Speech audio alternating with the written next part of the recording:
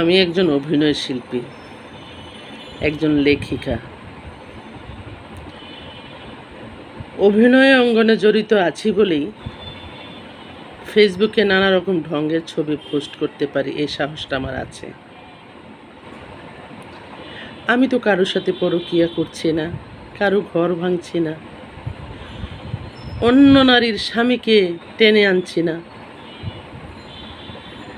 বিবাহিত কিংবা অবিবাহিত নিজের স্বামী ছাড়া অন্য কোনো পুরুষকে নিয়ে টানাটানি করছি না।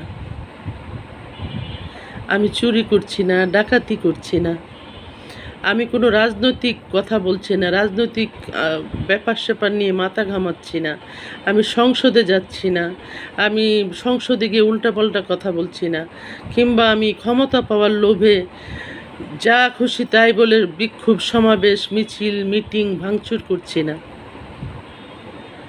আমি তো কোনো কিছুতে অশান্তি করছি না, তাহলে আমাকে নিয়ে এত নিন্দা কথা কেন? নিন্দা তো অবশ্যই করবেন, কিন্তু পিছনে কোনো না কোনো কারণ তো থাকতে হবে। আমার সাথে যদি আপনার কোনো শত্রুতা থাকে আপনি সরাসরি বলেন।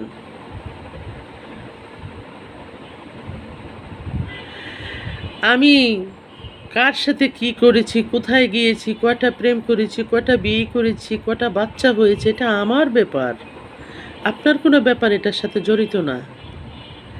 এসব নিয়ে আপনি মাথা ঘামান কেন? আপনার কষ্ট কেন?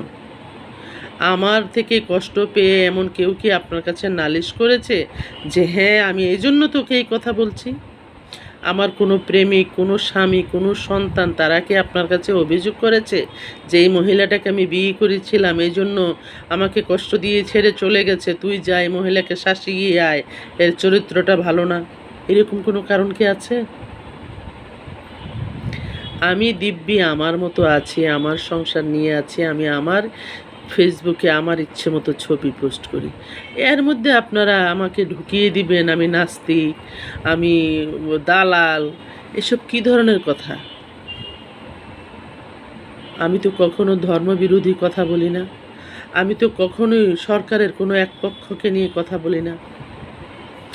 আমি যে সরকারি যখনই খারাপ কিছু করেছে তাদের বিরুদ্ধে টুকটাক কথা বলেছি। একচেটিয়া কারো সুনাম করি নেই কিংবা একচেটিয়া কারো দুর্নাম করি নেই। দয়া করে ভুল বোঝার আগে কিংবা খারাপ মন্তব্য করার আগে নিজের বিবেককে একটু প্রশ্ন করেন যে এগুলো কেন করছেন।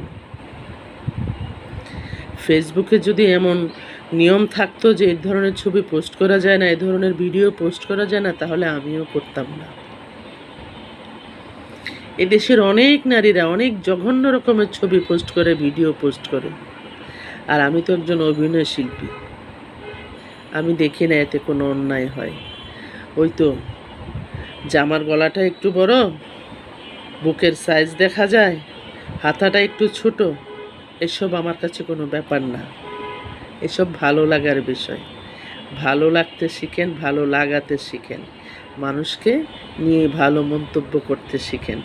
আমি সহসা কাউকে কোনো রকমের খারাপ মন্তব্য করি না।